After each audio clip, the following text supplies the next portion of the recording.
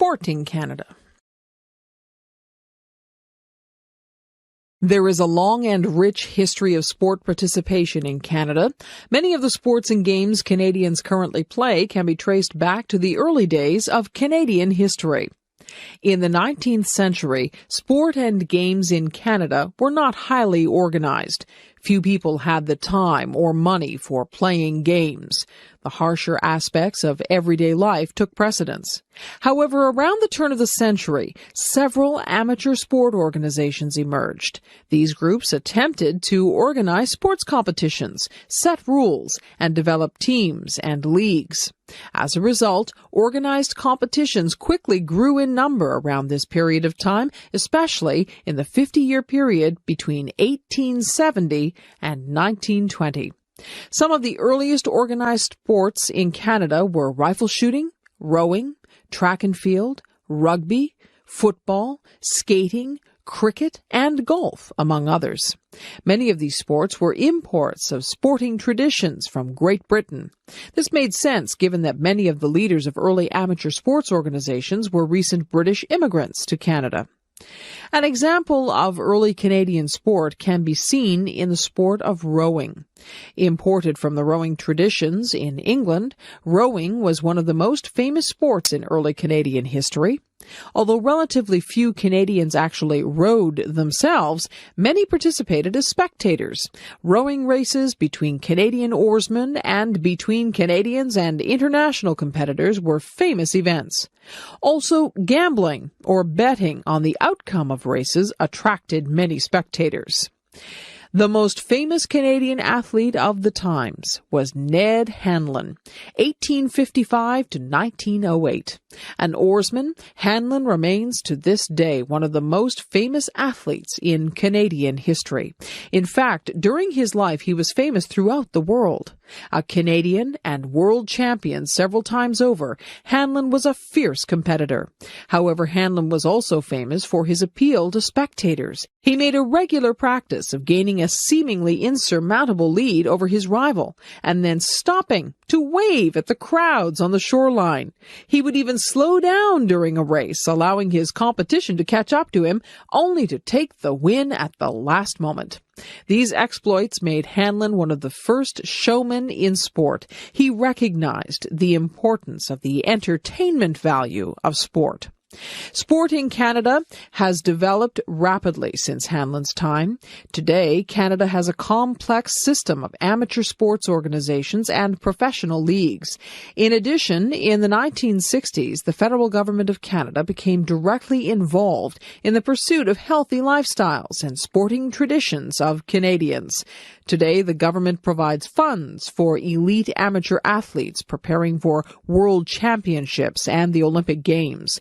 The athletic role models produced by these government programs are crucial to Canadians in general. Professional sports in Canada. Canada is a relatively young country, existing as a separate national and political entity only since 1867. As a result, its sporting traditions are relatively young as well. Most of the professional teams and leagues in Canada developed only in the last 30 years or so. However, athletes playing their respective sports for money dates back to the late 19th and early 20th centuries. Canada has 6 National Hockey League NHL teams, 8 Canadian Football League CFL clubs, 2 Major League Baseball MLB clubs, and 1 National Basketball Association NBA team. There are also smaller professional soccer and lacrosse leagues in Canada. It is estimated that professional sports and leagues throughout the country contribute over $600 million in value to the country's economy and account for over 23,000 jobs. Of the professional sports, hockey has the longest history and the greatest cultural influence on Canadians. The NHL has been in existence since 1917. However, organized professional and amateur leagues existed in Canada long before then. Many small-town teams competed for local or provincial championships and had a strong influence on those Canadians who had little access to or knowledge of big city teams in Toronto or Montreal. In fact, it was not until NHL games were broadcast on the Canadian National Radio Hockey Night in Canada radio broadcast that many Canadians had experienced an NHL game. Indeed, despite the fact that the NHL was considered Canada's most prestigious league, it was not until the advent of television in the 1950s that most Canadians had ever seen an NHL game. Today, all professional sport in Canada is one way or another affected by the more powerful American leagues.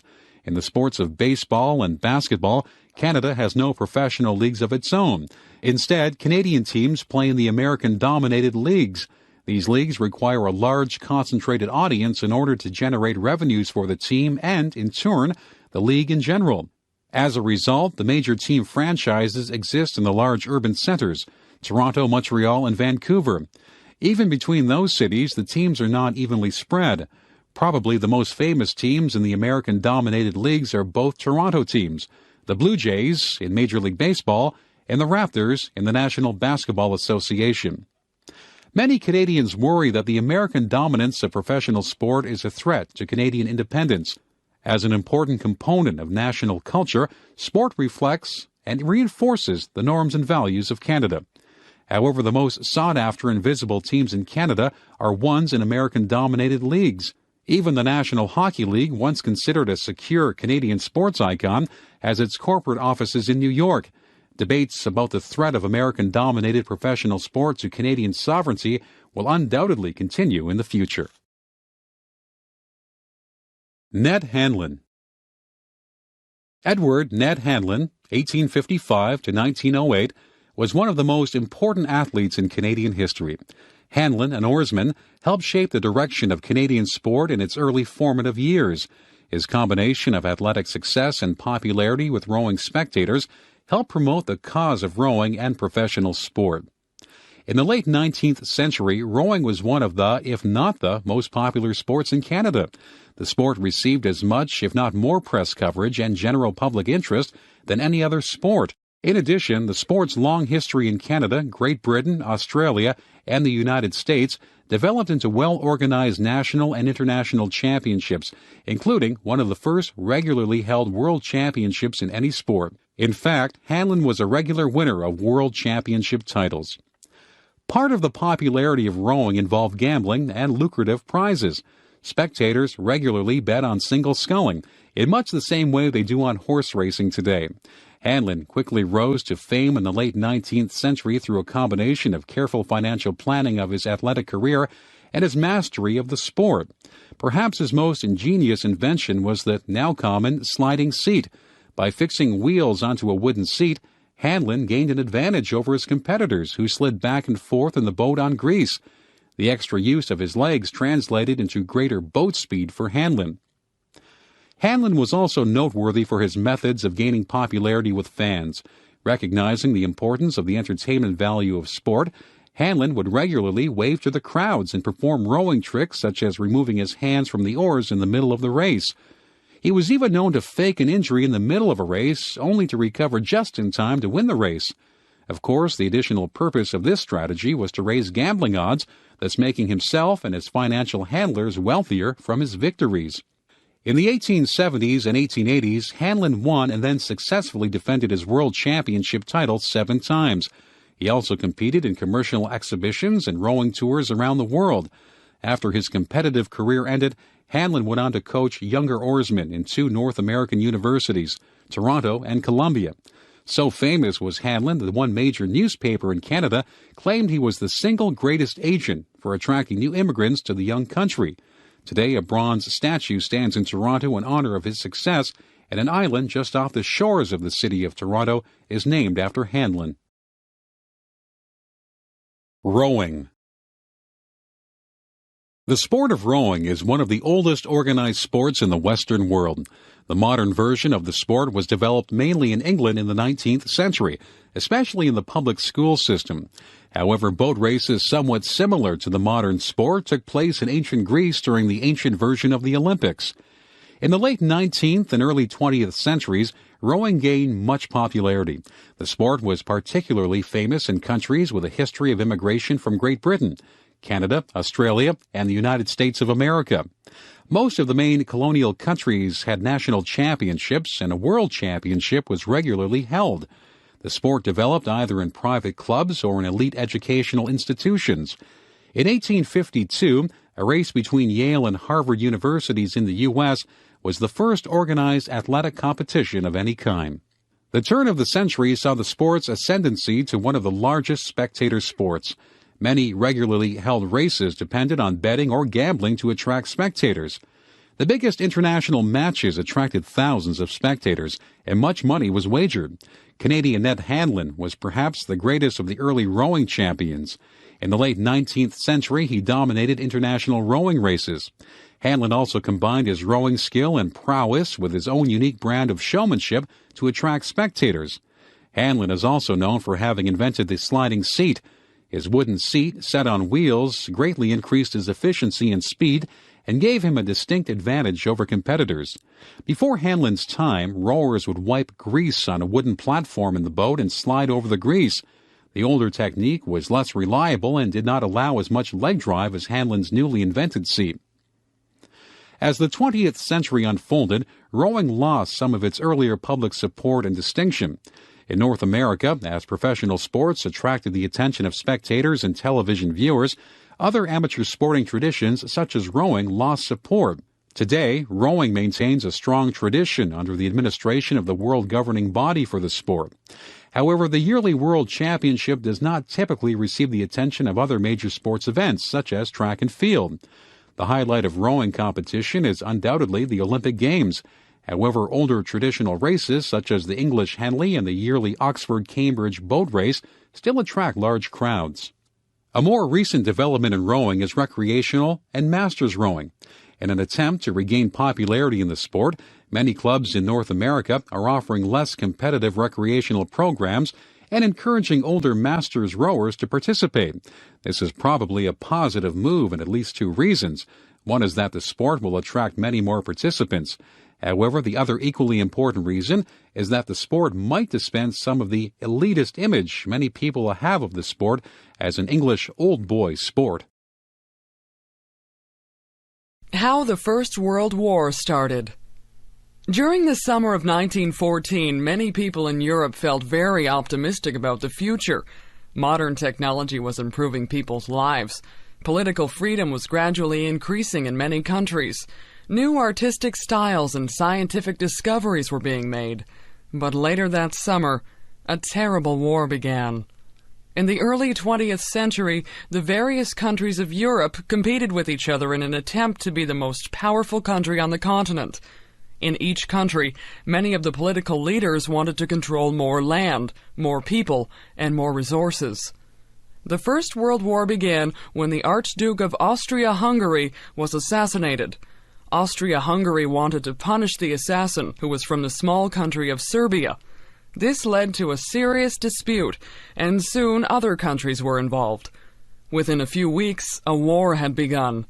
On one side were Germany and Austria-Hungary, and on the other side were Russia, France, and Britain.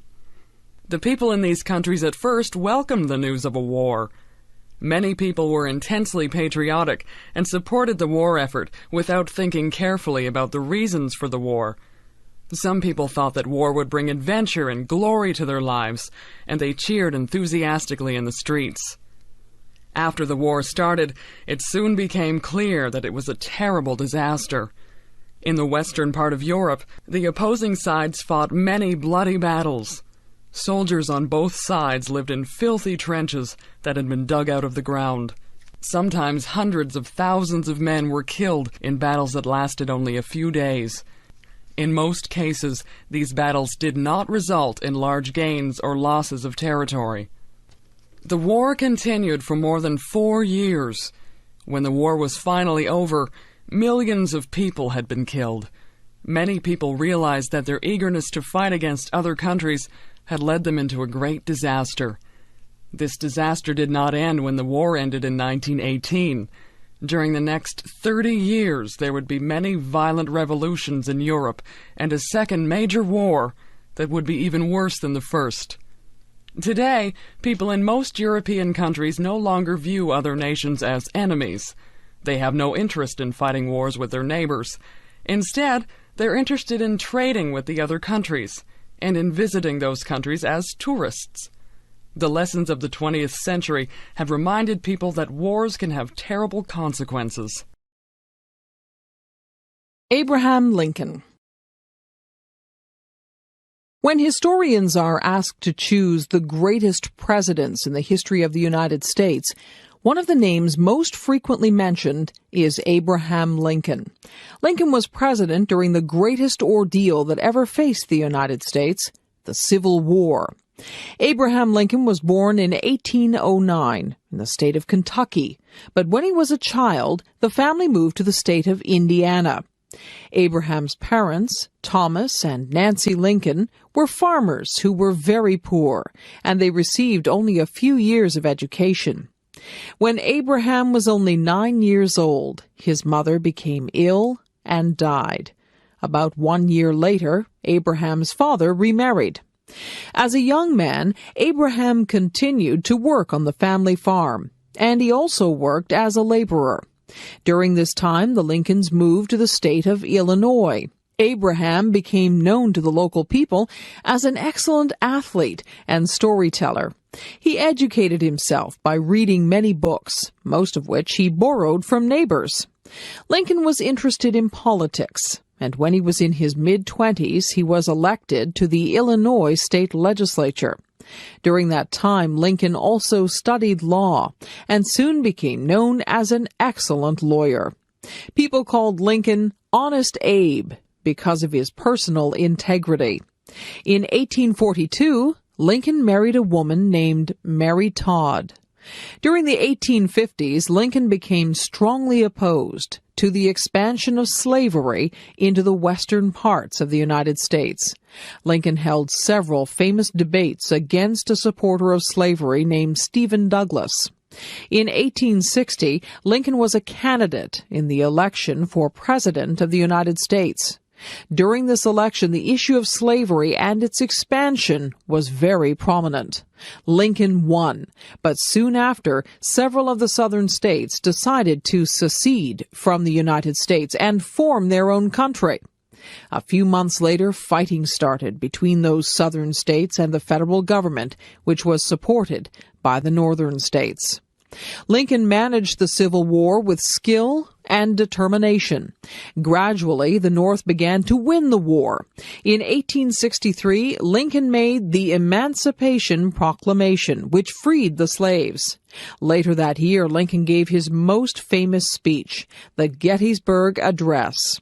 The Civil War had brought terrible suffering to many Americans, and people were very bitter after the war. But Lincoln wanted the country to become united again, and he urged people to forgive. However, in April of 1865, only months after the war ended, Lincoln was shot and killed by an assassin. Many people, even Lincoln's critics, mourned his death. In the generations that have passed since Lincoln's death, he has continued to be viewed as a great president. Some historians have criticized Lincoln for not being more strongly opposed to slavery, but others have defended him, saying that Lincoln's approach to the issue was realistic and humane. But nearly all historians agree that Lincoln was an honest and brave leader during the most difficult period in American history. Two great musicians, Mozart and Beethoven. Much of the music of 18th and 19th century Europe is still enjoyed by many people. Two of the greatest musicians of that time were born only 34 years apart, and actually knew each other for a short time. These great musicians were Mozart and Beethoven. Wolfgang Amadeus Mozart was born in Austria in the year 1756. As a child, Mozart was a music prodigy. He began composing music before his 5th birthday, and by the time he reached his teenage years, Mozart had already written many symphonies and other musical works. As a young man, Mozart worked as a concertmaster for the Archbishop of Salzburg in Austria. He also traveled to various European cities. When he was in his mid-20s, Mozart moved to the city of Vienna. Mozart had difficulty earning a living, but during this time he wrote some excellent operas and string quartets. Many people did not yet appreciate the greatness of Mozart's music. In his early 30s, Mozart became the court musician for the Emperor of Austria, and during the next few years, Mozart continued to write many beautiful works of music. Mozart died in 1791, but although his life was short, his productivity had been enormous. The beauty, grace, and technical precision of his music is still greatly admired, and he is considered one of the greatest musicians of all time. When Mozart was in Vienna, he met a young musician named Ludwig van Beethoven. Beethoven performed some music for Mozart, who was greatly impressed by the talent of this young man. Beethoven had been born in Germany in 1770, and from an early age he had displayed a great aptitude for music. Beethoven moved permanently to Vienna in 1792. He studied music under some famous composers and became known for his outstanding skill in playing the piano. Beethoven began to compose more of his own music, and these works became very popular. When in his late 20s, Beethoven began to lose his hearing. He continued to compose excellent music, but he became more withdrawn and performed less frequently. By the year 1817, Beethoven had become completely deaf, and he could no longer perform music. However, his creative genius did not deteriorate. Instead, Beethoven created many of his greatest works despite his deafness. It was Beethoven's influence that began the Romantic era of music, which followed the Classical era of the 19th century. Beethoven died in 1827, but his music remains famous for its beauty and originality. His greatest symphonies, such as the Fifth Symphony, are among the world's best-known works of music. Today, the works of Mozart and Beethoven are still popular among those who appreciate great music. Music fans can look back with wonder at the musical creativity that flourished in Vienna more than 2 centuries ago. Amelia Earhart. Amelia Earhart was one of the most famous airplane pilots of all time. She is famous for the impressive travels that she made in her airplane, for the mystery surrounding her death, and for showing that women could perform great feats of aviation. Amelia Earhart was born in the American state of Kansas in the year 1897. After graduating from high school, Earhart decided to become a nurse. She worked as a military nurse in Canada during World War I, treating injured soldiers. After the war, she returned to the United States and became a social worker. But in 1920, she saw airplanes in a stunt flying exhibition, and early the next year, she took her first ride in an airplane. It was then that Amelia Earhart decided to become a pilot. Within a few months, Earhart saved her money and bought a small airplane. She flew frequently and improved her skills as a pilot. In 1928, she joined 2 men in a flight across the Atlantic Ocean. But Amelia Earhart's greatest exploits were still to come. In May 1932, she attempted to become the first woman to fly solo or alone across the Atlantic Ocean. She flew east from the island of Newfoundland and faced cold weather, high winds, and dense fog. But she successfully crossed the ocean and landed her airplane in a farmer's field in Ireland. When news of her flight reached the United States, Amelia Earhart had become very famous. Later flights by Amelia Earhart were equally impressive. She became the first person to fly from Hawaii to California, across 4,000 kilometers of Pacific Ocean. She also became the first person to fly from Mexico City to the New York City area. But in 1937, she planned her most ambitious flight, a journey around the world.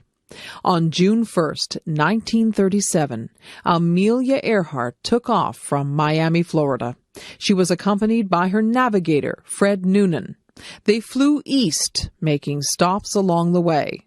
Within 1 month, they had flown across 3/4 of the globe, reaching the Pacific island of New Guinea.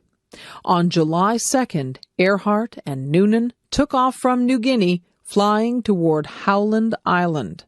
This very small island was over 4,000 kilometers from New Guinea and was very difficult to find in the middle of the vast ocean. During this flight, Earhart and Noonan were in radio contact with some ships from the U.S. Navy.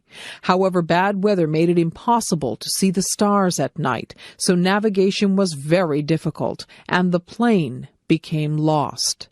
Earhart and Noonan never arrived at Howland Island. The U.S. Navy undertook a massive search, but they never found the lost airplane.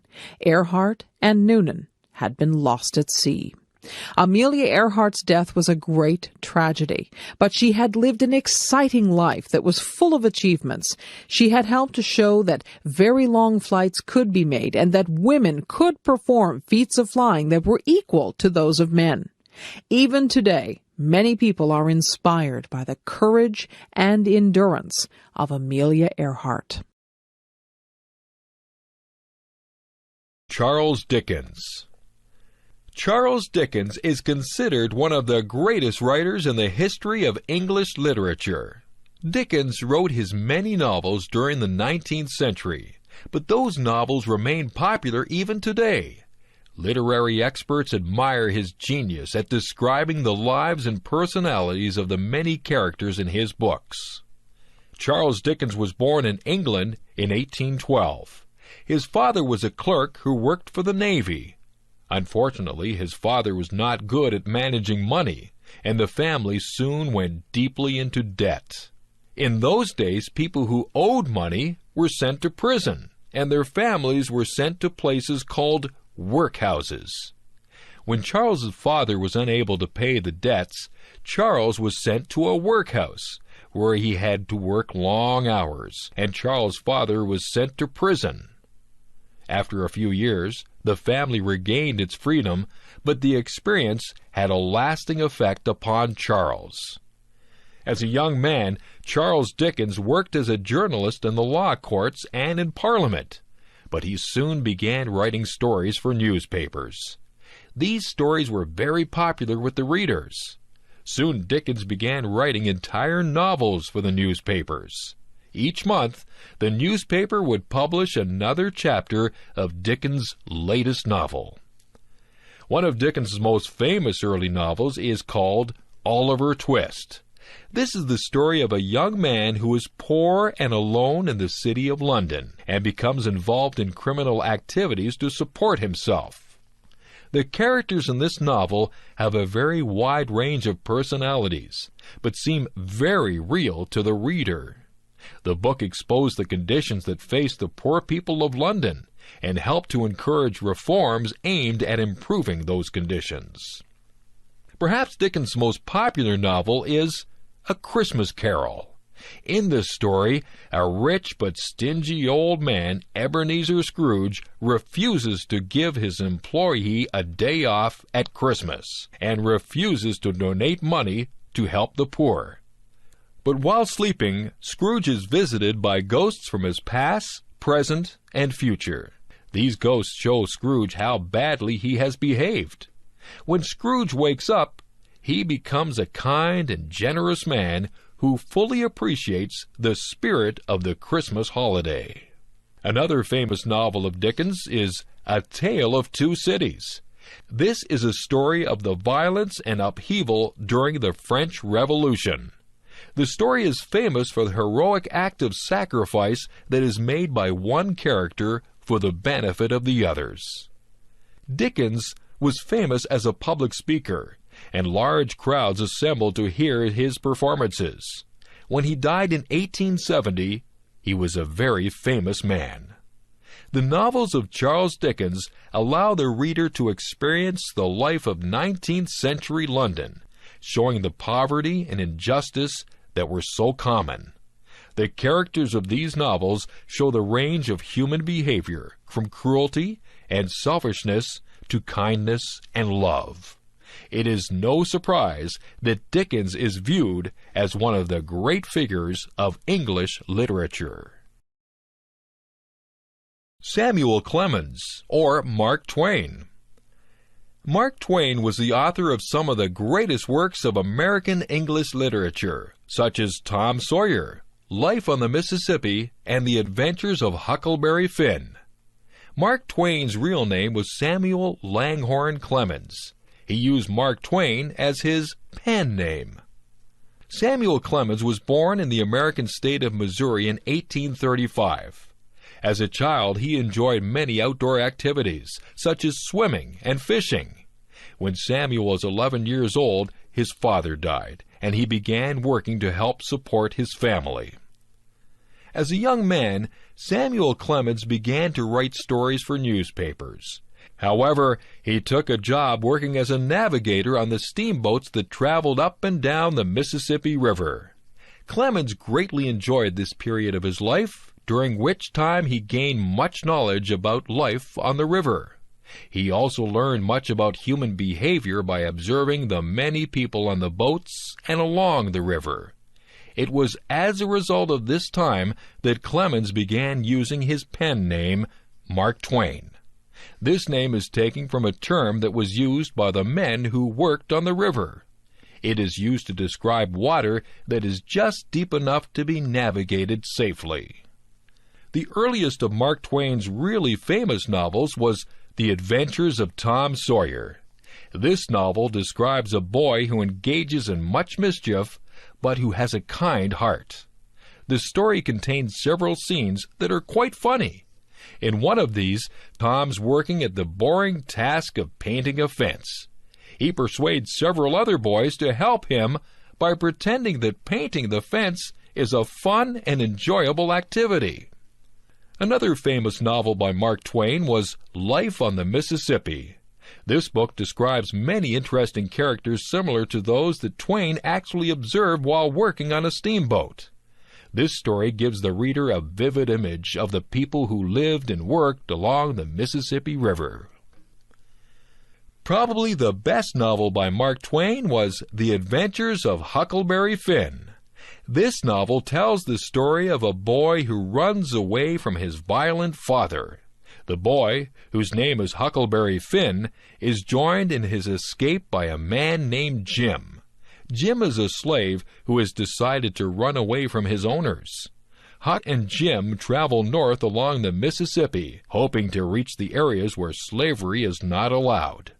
In this story, the reader can experience the moral sense of Huckleberry, who must make several important decisions during the escape. Mark Twain died in 1910, after writing many more novels and many stories of his travels around the world. Twain's works are still widely read today. His books are appreciated for their humor, for their interesting descriptions of life in 19th century America, and for showing both the good and evil that people can do.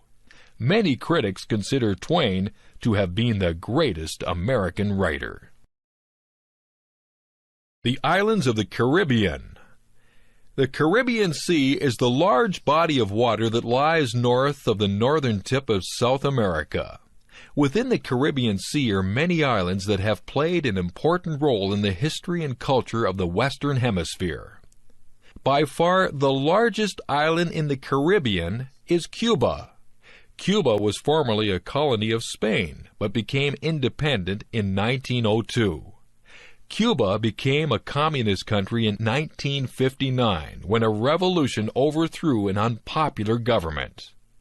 After the revolution, many Cubans fled to the United States. Today, the American city of Miami in the state of Florida has been greatly influenced by Cuban culture. Tobacco is widely grown in Cuba, and the country is famous for the cigars that are produced in the capital city, Havana. The island of Hispaniola is located just east of Cuba. This island is divided into two countries. In the west is Haiti, where the people speak a variety of the French language that has been influenced by African languages. In the east is the Dominican Republic, where the people speak Spanish. Another important Caribbean island is Puerto Rico. This was previously a Spanish colony, but is now governed by the United States.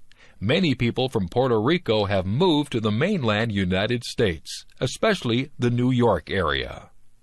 In many other islands in the Caribbean, English is the main language. The largest of these islands is Jamaica, which is located just south of Cuba. Most Jamaicans are the descendants of African people who were brought to work as slaves on sugar plantations. Jamaica is famous as the birthplace of the style of music called reggae, which was popularized in other countries by Bob Marley, a famous Jamaican musician. Another important English-speaking Caribbean island is Trinidad. This island is located just north of South America. The population of Trinidad is very diverse. The largest groups of people are descended from people who came from Africa and India, but there are many other nationalities also. Trinidad is famous for a style of music known as calypso, and for musicians who produce pleasant sounds by playing steel drums. There are also many other smaller islands in the Caribbean, each with its own unique features. Many of these islands possess fine beaches and are popular tourist destinations. The warm weather of the Caribbean makes it a popular place for North Americans who must live through cold winters. North American Indians. The first people who lived in North America were the Indians. The name Indians is actually not very accurate because the people are not from India. But when the first Europeans came to North America, they mistakenly believed that they had reached India, so they referred to the people as Indians. In different parts of North America, the Indians had very different cultures and very different ways of making a living. On the west coast of North America, many large rivers flow into the Pacific Ocean. In these rivers is an abundance of fish, such as salmon. The Indians in these areas obtained much of their food by fishing. They lived in settled villages and became experts in carving wood from the tall trees of the area. They carved large canoes for traveling on the rivers and oceans, and they also carved tall totem poles. Totem poles were carvings of various animal or human figures, and often the poles had a mythical or spiritual significance for the people who carved them. Many beautiful totem poles can be seen in cities such as Vancouver or Victoria, in the Canadian state of British Columbia, or Seattle in the American state of Washington. The Plains Indians lived in the central prairie of North America. The various nations of the plains lived by hunting large animals called buffalo or bison. Horses were brought to North America in the 16th century by the Spanish. The Indians who lived in the prairie areas had learned to become experts at riding horses, and on horseback they could hunt the giant herds of bison. They followed the buffalo from place to place. The Plains Indians lived in portable houses called teepees, which were made by sewing together buffalo skins and holding them in place with wooden poles. In the southwestern United States, some Indians lived by farming. In this dry area, the Indians raised several crops, such as corns, beans, and squash. Many of the Indians in these areas lived in large settlements where the houses were made from stone or dried mud. The people were experts at weaving, and they made clothing and blankets that had beautiful artistic designs. Near the eastern coast of North America, many Indians lived by a combination of farming and hunting. These people lived in fortified villages, some of which were inhabited for many years at a time. In some places, they built large earthworks that can still be seen today. In the forests of northern Canada, the Indians lived primarily by hunting, fishing, and gathering. Like the Indians of the prairie regions, they often moved from place to place in search of game animals to hunt.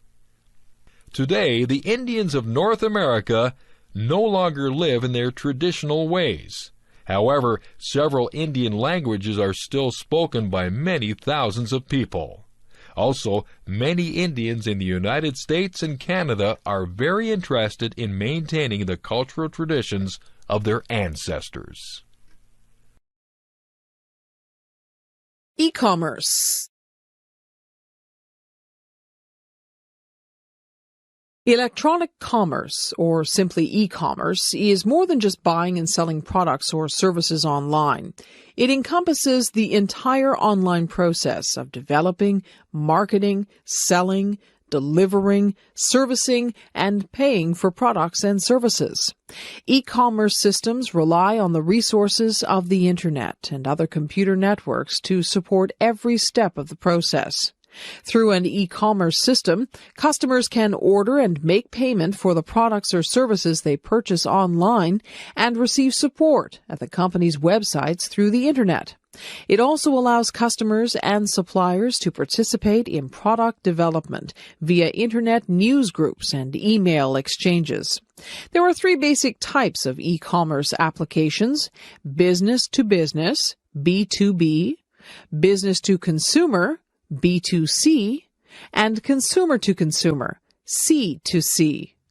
Business to business, B2B e-commerce, is the online automation of purchase and sale transactions from business to business. Many companies use secure internet or extranets for their business customers and suppliers to access to their websites, while some may rely on electronic data interchange, EDI systems. Cisco Systems, a leading manufacturer of computer networking equipment, makes about 40% of its sales online. These activities include order taking, credit check, production scheduling, and technical support to their customers. General Electric and the United Parcel Service, UPS, are a few of many other firms that offer B2B e-commerce sites. Business to consumer, B2C e-commerce, creates electronic marketplaces where businesses promote and sell products and services directly to consumers. In this form of electronic commerce, which has grown into a multi-billion-dollar market, businesses can bypass intermediaries such as distributors or retail outlets. Companies like Amazon.com and Dell Corporation offer e-commerce websites that provide virtual storefronts and multimedia catalogs, interactive order processing, secure electronic payment systems, and online customer support. Consumer to consumer, C2C e-commerce, is an important alternative for business to business or business to consumer e-commerce. In this form of e-commerce, consumers can buy and sell products and services with each other in an auction process at an auction website. Through an online auction site like eBay, one of the most successful C2C e-commerce models, consumers or businesses can participate in or sponsor consumer or business auctions. Other forms of consumer-to-consumer e-commerce include personal advertising of products or services by consumers at electronic newspaper sites, consumer e-commerce portals, or personal websites. The first 5 years of my life in Canada. I left Korea 25 years ago for Toronto, Ontario, Canada. I was 17 years old at that time. Now everyone knows how old I am. As any immigrant who left his or her own country for a new place looking for a better life, I believe the first 5 years of my living in Canada were the most challenging ones. It did not take a long time for me to realize that I would have to face one of the biggest challenges in my life, the language problem. Although I had learned English in high school for almost 5 years before coming to Canada, I did not find it useful in day-to-day living at this new place. My frustrations stemming from lack of my English conversation skills included ordering food at a fast food restaurant, phone conversation, and conversations with neighbors. The most frustrating moment was my inability to explain to other people when I was accused of something I did not do. Knowing that I was not able to defend myself properly due to lack of conversation skills, a few people often took advantage of me for their own benefits. However, throughout the years, I met a lot of good people who gave me strength and encouragement. Among those people in my heart, I still remember Mrs. Overholtz.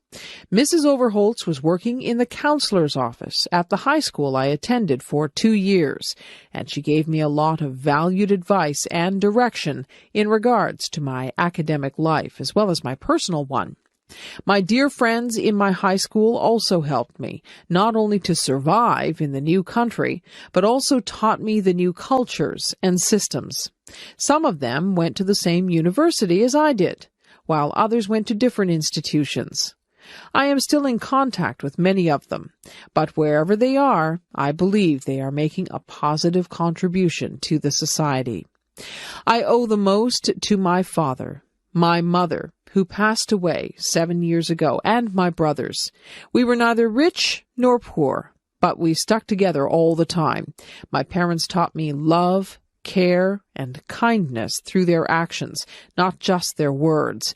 It was from my family that I got strength when I was weak. It was my family who listened to me when I needed to talk. It was my family who really was happy for me when I told them good news. The first 5 years of my life in Canada surely was one of the most difficult times in my life.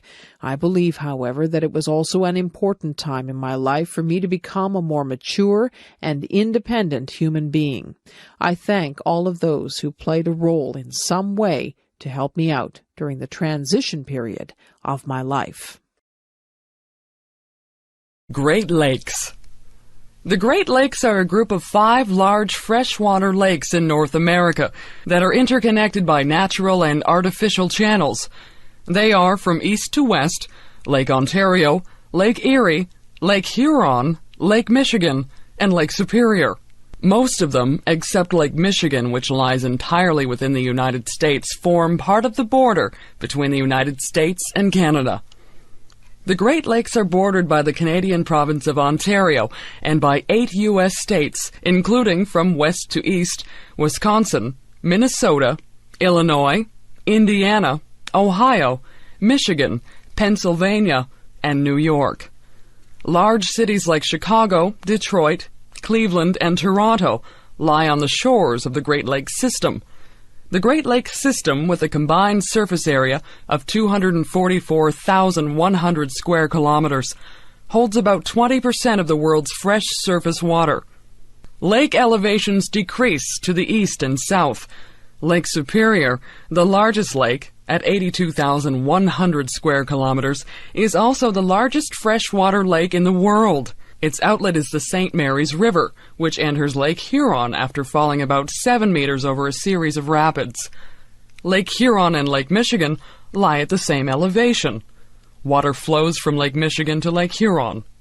Lake Michigan is deeper than Lake Huron, but the latter is larger in area, at 59,600 square kilometers. Lake Huron drains into the St. Clair River, which falls about 3 meters between Lake Huron and the small, shallow basin of Lake St. Clair. Lake St. Clair is connected to Lake Erie by the Detroit River. At its northeast end, Lake Erie empties into the Niagara River, which drops 99 meters as it flows north to Lake Ontario, which is the smallest of the Great Lakes, at 19,010 square kilometers. Lake Ontario is linked with the Atlantic Ocean via the St. Lawrence River. The Great Lakes, interconnected by rivers, straits, and canals, are a natural resource of tremendous significance in North America. They serve as the focus of the industrial heartland of the continent, and together form one of the world's busiest shipping arteries. The lakes also form an important recreational resource, with about 17,000 kilometers of shoreline, rich sport fisheries, and numerous beaches and marinas. Canadian Rocky Mountains. Some of the best-known mountain scenery on Earth is concentrated in a set of 7 parks in the Canadian Rocky Mountains. There are 4 national parks in the Canadian Rockies: Banff, Jasper, Yoho, and Kootenay, and 3 British Columbia provincial parks: Mount Robson, Mount Assiniboine, and Hamber. The 7 preserves located along the Alberta-British Columbia border attract more than 9 million people annually. Banff National Park became Canada's first national park in 1885 and the birthplace of Canada's national park system. It is home to a variety of distinctive natural features and cultural and historical sites. Rugged mountains, glaciers, ice fields, alpine meadows, beautiful blue cold water lakes, mineral hot springs, deep canyons, and hoodoos compose the natural landscape and habitat for a great variety of mammals such as elk, bighorn sheep, black and grizzly bear, and caribou. Jasper National Park is the largest and most northerly of the Canadian Rocky Mountain parks. The park is less commercialized than Banff, so it can still keep many natural beauties and scenery. Its scenery includes deeply gouged Malign Canyon, picturesque Malign Lake, the thunder of Sunwapta Falls, the serene beauty of glacier-covered Mount Edith Cavell, and Miette Hot Springs. As one of 39 national parks in Canada, Kootenay National Park represents the southwestern slopes of the Canadian Rocky Mountains. From glacier-clad peaks to semi-arid grasslands, where even cactus grows, Kootenay is rich in variety and is one of the largest protected areas in the world. Yoho National Park, representing the western slopes of the Rocky Mountains region, holds the secrets of ancient ocean life, the power of ice and water, and unique plant and animal communities that continue to evolve today. Awe and wonder is a natural response for this place of rock walls, spectacular waterfalls, and soaring peaks. The Burgess Shale contains one of the world's most significant finds of soft-bodied, Middle Cambrian-age marine fossils, with about 150 species, including some bearing no resemblance to known animals. These 4 Canadian national parks account for 14,300 square miles. The 4 national parks, along with the 3 British Columbia provincial parks, form the UNESCO Rocky Mountain Parks World Heritage Site, one of the largest protected areas in the world. Life in academia. A person like me who teaches and conducts research at an academic institution is called academic. The academic institution may be a form of a university, a college, or another post-secondary institution. I have been working in universities for almost 11 years. While enjoying my life in academia, we academics also have a lot of stress and often go through a large amount of stress and frustration. Firstly, we have pressure from the university we are working at to become effective teachers. As the environment, in terms of the society and the marketplace, has become more dynamic and competitive, we as teachers must provide students with necessary skills and knowledge so they can become successful in their society. It requires a lot of preparation, updating of material, self-learning, and continuous improvement in teaching. For these reasons, teaching and learning should complement each other. Secondly, we have pressure from both our university and our academic peers to become active and effective researchers. What we teach to our students in class is no doubt closely related to what we have learned or discovered from our research activities. Thirdly, we have pressure from the university and the community to become good corporate citizens through active participation in various university committees and or the community at large. A university and the community it belongs to must work closely together to identify common interests and to conduct projects that could benefit both parties. Even with a high degree of the aforementioned pressures, I love my job as a teacher, scholar, and citizen. There is a high level of freedom and flexibility. Academia is a place to meet new people, to create new ideas, and for everyone in that community to learn. It is a place where both teaching and learning always take place. Education systems in Canada. In Canada, each province is responsible for its own education systems. In general, there are 3 levels of education systems in Canada. 1, kindergarten to grade 8. 2, grade 9 to grade 12. 3, post-secondary education. Kindergarten may further be divided into junior and senior kindergarten for 4- and 5-year-old children, respectively. Grades 9 to 12 students are enrolled in a secondary school system, which is similar to a high school system in the USA. Some cities and towns may have a junior high school system, which accommodates children from grade 7 to grade 9. In the province of Ontario, there is grade 13, which is a required step for all students who want to attend a degree-granting university. This feature has been unique for Ontario, but the province has decided to abolish it in order to be consistent with other provinces' secondary education systems. By year 2003, when grade 13 is completely abandoned, the number of students entering a university or college is expected to be almost doubled, called double cohort. Post-secondary education system in Canada includes universities, community colleges, university colleges, and other private institutions providing post-secondary education, such as skill training and continuing education. A university is a standing alone, degree-granting institution that offers certificates, diplomas, and bachelor, master, PhD degrees. There are about 50 universities throughout the country, most of which are publicly funded institutions. Some of the most recognized universities include the University of Toronto, McGill University, the University of British Columbia, and Queen's University. A community college offers a variety of programs for students who want to learn technical skills, skills that they can apply to the real world quickly. These programs are usually 1 or 2 years in length, emphasizing hands-on experience in a classroom setting.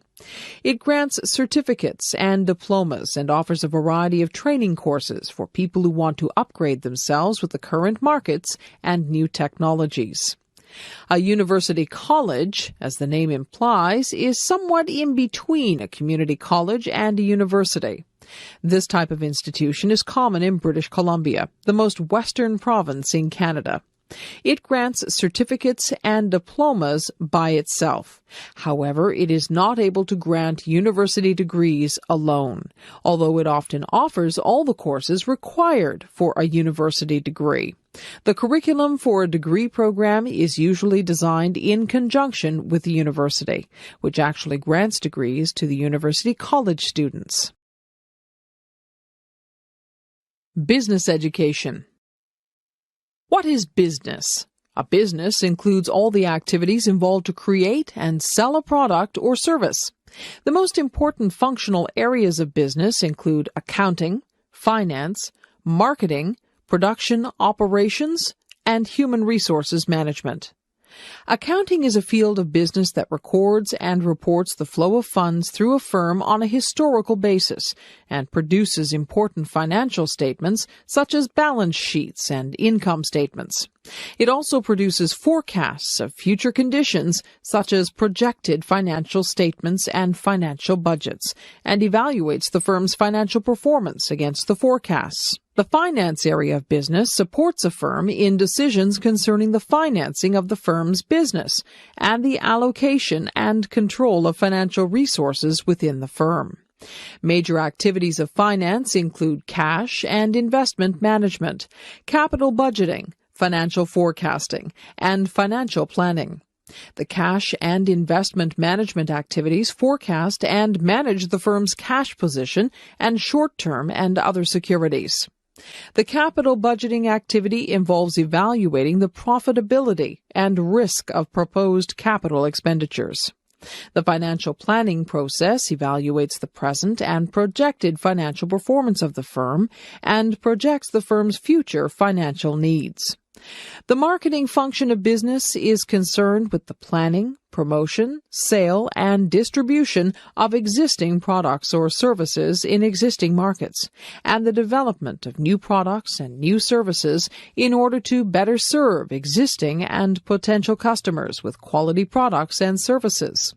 It is also responsible for customer relationship management, product planning, pricing, advertising, after-sales service, and market research and forecasting. The production operations function focuses on the management of all activities concerned with the planning and control of the process producing goods or services.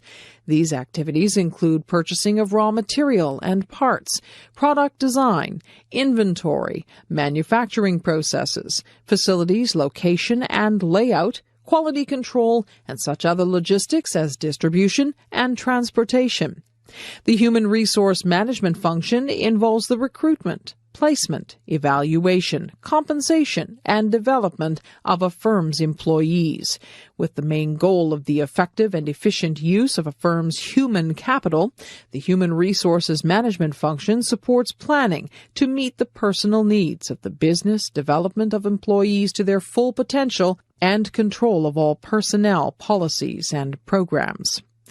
While each of the aforementioned functional areas within a firm used to operate somewhat independently with its own objectives and resources, information and other computer technologies have integrated all business functions within the firm and created something called an Internet-worked e-business enterprise. Strategic uses of information technology. What is information technology? How can information technology be used in an organization to improve its efficiency? How much investment should an organization make in information technology? What are the business benefits and opportunities an organization may achieve from using information technology? These are some of the most important questions many organizations ask themselves before investing their capitals in information technology. In an academic term, information technology is defined as hardware, software, telecommunications, database management, and other information processing technologies used in computer-based information systems. There are many ways that organizations may view and use information technology. However, in today's competitive business environment, technology is no longer an afterthought in forming business strategy, but it is the actual cause and driver. In other words, for a firm to maintain or improve its business competitiveness, it must use information technology to achieve strategic advantage. Information technology can help a company substantially reduce the cost of business processes and lower the costs of customers or suppliers. Information technology can help a company differentiate its products and services from others. Using information technology, a firm can create new products and services or make radical changes to business processes. A firm can use information technology to manage regional and global business expansion, or to diversify and integrate into other products and services.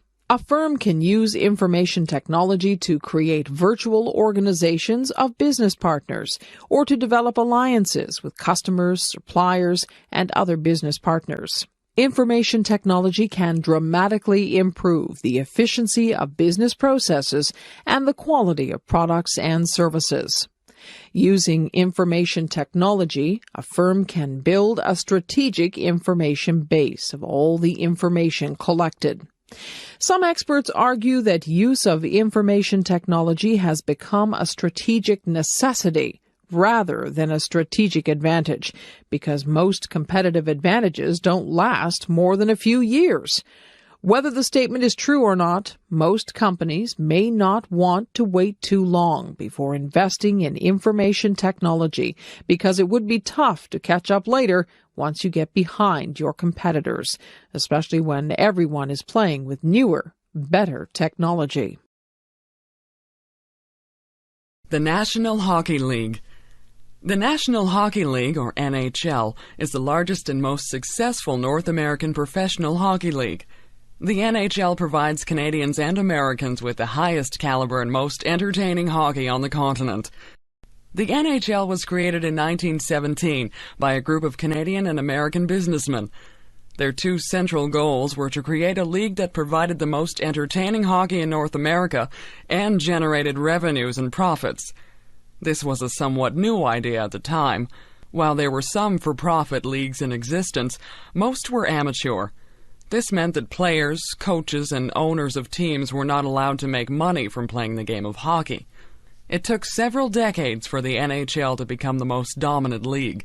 In the early days, a few professional or commercial leagues competed with the NHL for the public's entertainment dollar.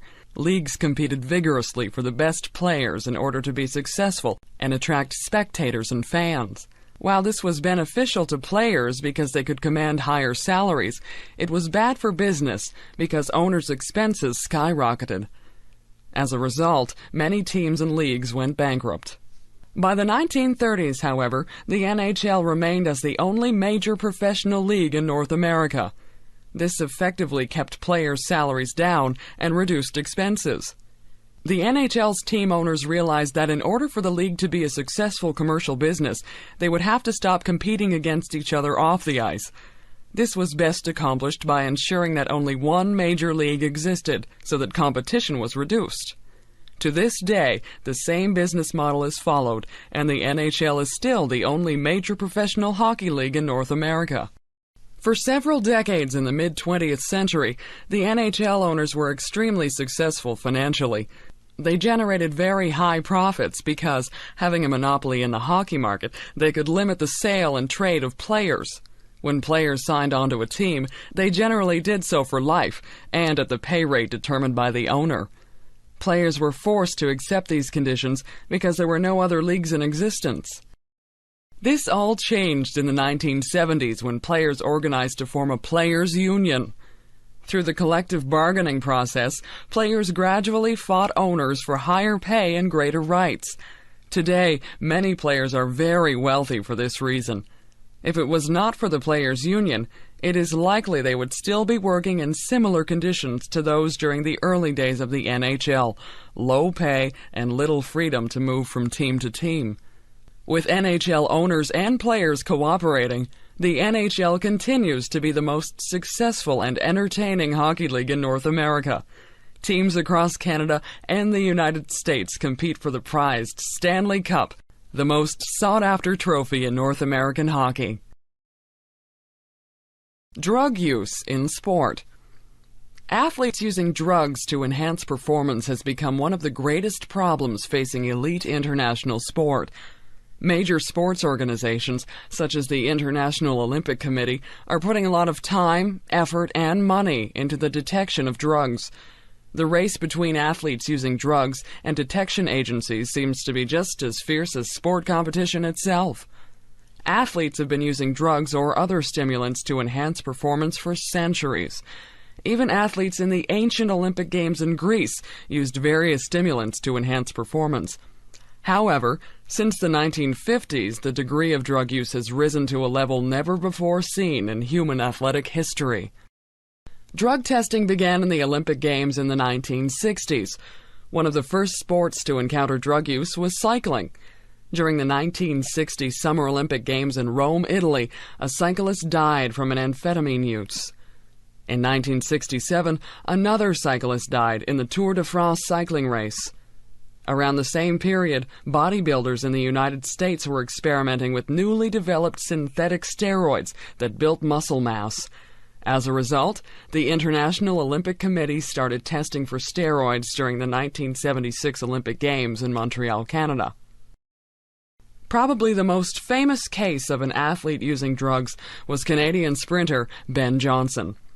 After winning the 100-meter sprint in the 1988 Summer Olympic Games in Seoul, South Korea, Johnson's drug test was found to be positive. Johnson took a synthetic steroid to build muscle mass and enhance power. Eventually, Johnson was stripped of his gold medal. In the aftermath of Johnson's positive drug test, the Canadian government conducted a federal inquiry into the drug use in Canadian sport. The government inquiry was the largest one to have been conducted in any country up to that point in time. The results of the inquiry found that drug use among Canadian athletes was very common. The inquiry stated that there were problems beyond just individual athletes, such as Johnson taking drugs to enhance performance. Indeed, it was stated that there was a moral crisis throughout sport. Today, the race between drug detection agencies and athletes who use drugs continues. In January 2000, the International Olympic Committee created a new agency to detect drug use, the World Anti-Doping Agency, WADA. WADA has provided increased resources for drug detection, especially in Olympic sports. Hopefully, WADA will be able to keep pace with the current moral crisis in sport. Participaction. Participaction was the name of the Canadian government program designed to encourage Canadians to get and stay physically fit. Created in 1971 by the federal government, Participaction was successful in encouraging Canadians to be active and to stay healthy. Participaction was created by the Canadian Liberal government of Prime Minister Pierre Trudeau. Trudeau believed that sport and recreation should play an important role in the lives of Canadian citizens.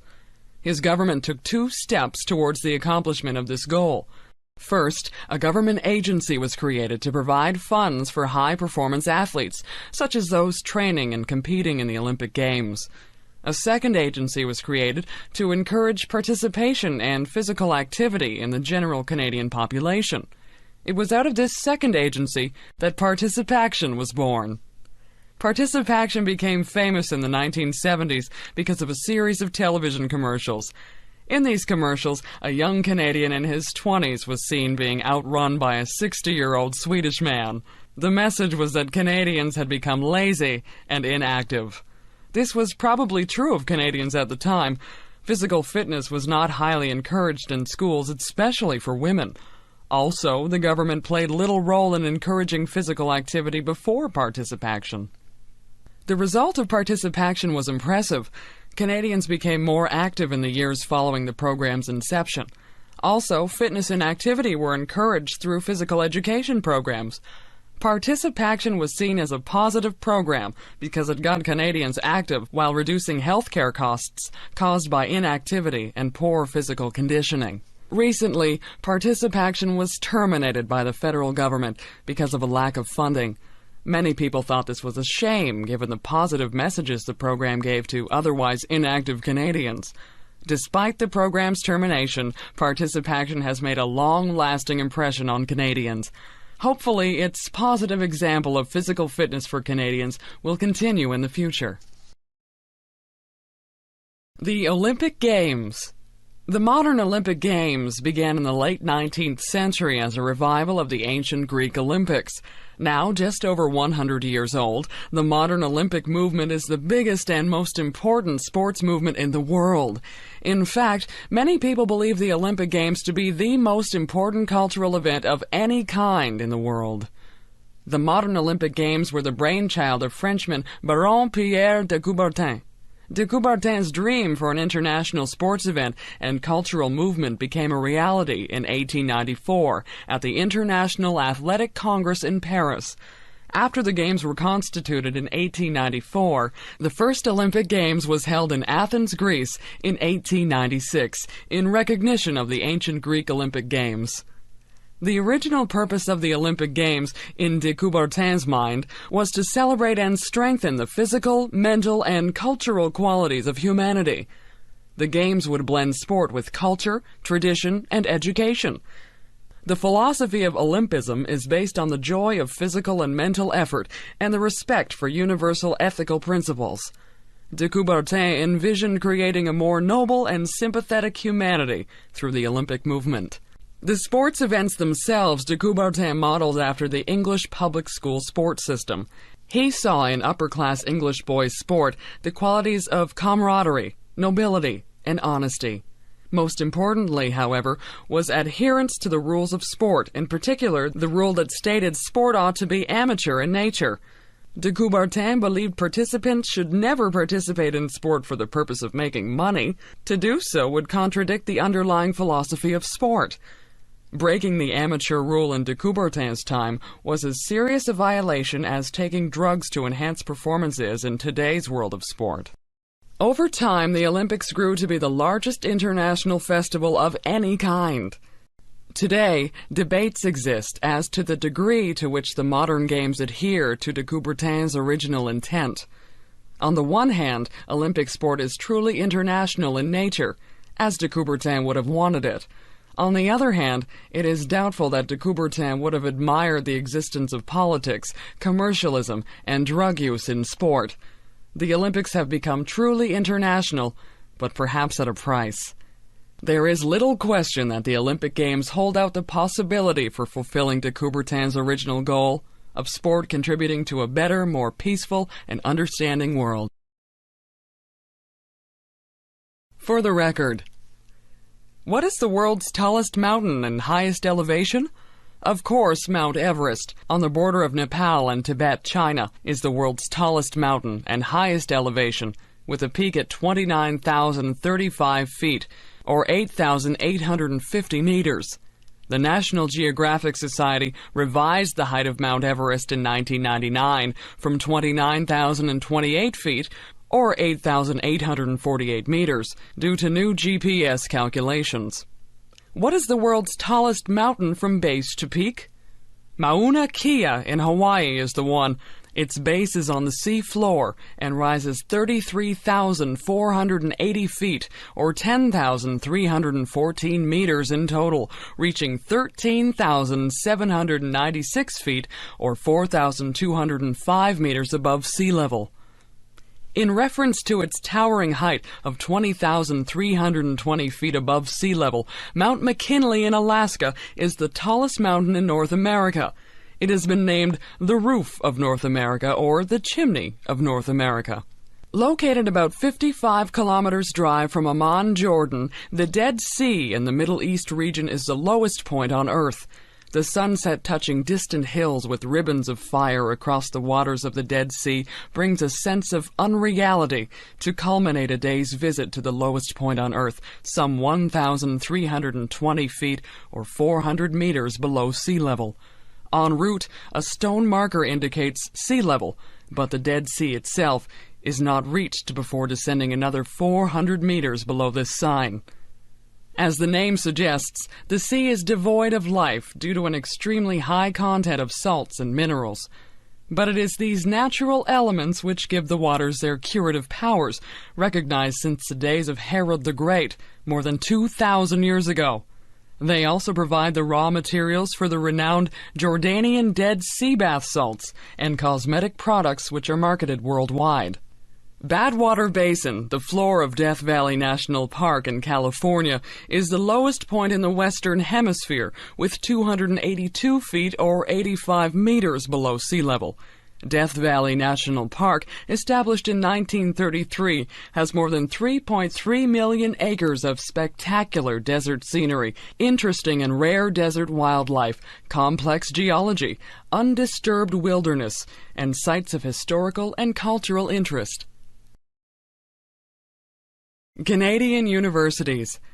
There are about 50 standing alone four-year degree granting universities in Canada. Unlike the higher education system in the United States, most of the universities in Canada are publicly funded institutions, although there are a few private institutions. These public universities are funded and regulated by the province to which they belong.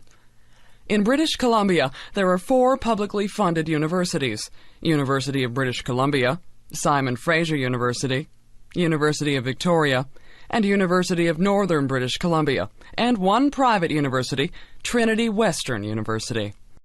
In Alberta, the 3 publicly funded universities are University of Alberta, University of Calgary, and University of Lethbridge. In Saskatchewan, the 2 publicly funded universities are University of Saskatchewan and University of Regina. Moving into Manitoba, there are 3 publicly funded universities in the province. They are University of Manitoba, University of Winnipeg, and Brandon University. Ontario is not only the most populated province in Canada, but also has the largest number of universities. It has 17 publicly funded universities. They are, from west to east and south to north, University of Windsor, University of Western Ontario, University of Guelph, University of Waterloo, Wilfrid Laurier University, McMaster University, Brock University, York University, University of Toronto, Ryerson University, Trent University, Queen's University, University of Ottawa, Carleton University, Laurentian University, Nipissing University, and Lakehead University. The province of Quebec has 7 publicly funded universities, with many of them having several branch campuses throughout the province. They are University of Montreal, University of Quebec, Laval University, Concordia University, McGill University, University of Sherbrooke, and Bishop's University. While French is the official language of instruction at most of these institutions, English is the official one at both Concordia University and McGill University. Canada's Atlantic provinces have the rest of the 50 universities in Canada. They are University of New Brunswick and University of Moncton in the province of New Brunswick, Acadia University, Dalhousie University, Mount Allison University, Mount St. Vincent University, St. Mary's University, and Nova Scotia Agricultural College in the province of Nova Scotia, University of Prince Edward Island in the province of Prince Edward Island, and University of Newfoundland in the province of Newfoundland and Labrador. Banff National Park. Banff National Park is Canada's oldest and most famous national park. It was founded in 1885 after the discovery of the cave and basin hot springs.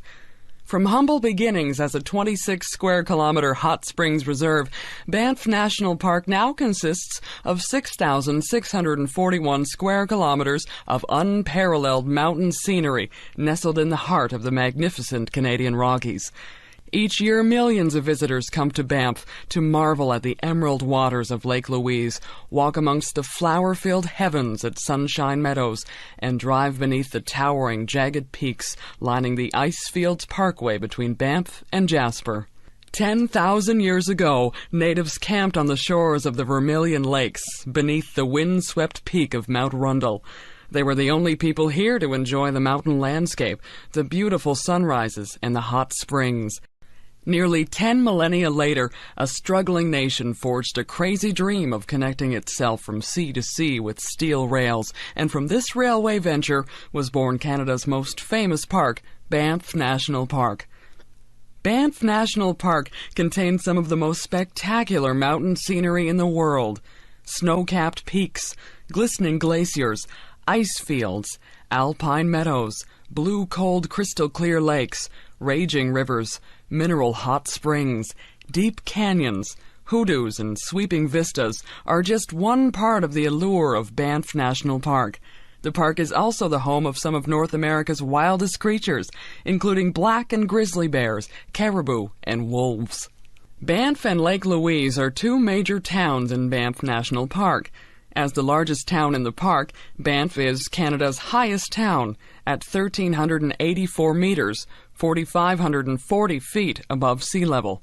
Lake Louise, with its blue-green water set against the stark backdrop of Victoria Glacier, is the highest permanent settlement in Canada at 1,536 meters, 5,039 feet above the sea level, and probably the most beloved and most photographed scene in the Canadian Rockies. In Banff National Park, driving through the Bow Valley Parkway, one of the world's most scenic highways, is a good opportunity to see animals, particularly deer, bears, and moose. Banff National Park is part of the UNESCO Rocky Mountain Parks World Heritage Site. Sport Canada. Sport Canada is the name of Canada's federal government program to help support athletes. The purpose of Sport Canada is to develop and encourage sport, health, and exercise programs for all Canadians. However, Sport Canada's main emphasis is on high-performance athletes training for major international athletic competitions, such as the Olympic Games. Sport Canada was created in the 1970s as a response to the perceived need to help athletes train and compete in international sport. Before the 1970s, athletes wishing to train and compete in sport had to support themselves financially. Athletes were either independently wealthy or were supported by family or friends. Unfortunately, many high-caliber athletes without such financial support simply could not afford to train and compete in international competition. Also, before the early 1970s, almost all international sports events were amateur. Amateur rules meant those receiving funds from government programs or corporations were breaking the rules of sport. Athletes receiving money were disqualified from competition. As a result, the amateur rules generally limited training and competition to those athletes who came from wealthier families. Less fortunate athletes, many of whom likely would have performed well for Canada in international competitions, simply could not afford to do so. Sport Canada has been a role model for many government-run sport programs around the world. With its central administrative offices in Canada's capital of Ottawa, Sport Canada efficiently provides administrative, coaching, and financial help for athletes across the country. Athletes can concentrate their efforts full-time on training and competition. As a result, Canada's share of the medal totals in the Olympic Games has risen since the 1970s. Recently, Sport Canada's programs have been criticized by some who feel that the program does not provide enough money for athletes. While it does provide financial assistance to athletes, the amount paid is well below Canada's minimum wage. Critics point out that athletes work full-time and perform an important function for the Canadian government and people. As a result of this criticism, the Canadian government has provided more money for athletes. However, the amount is still below the minimum wage level. As a result, the amount paid to athletes is likely to rise in the future. As long as it effectively manages problems such as funding, Sport Canada will continue to provide the Canadian public with international caliber athletes who compete with the very best in the world.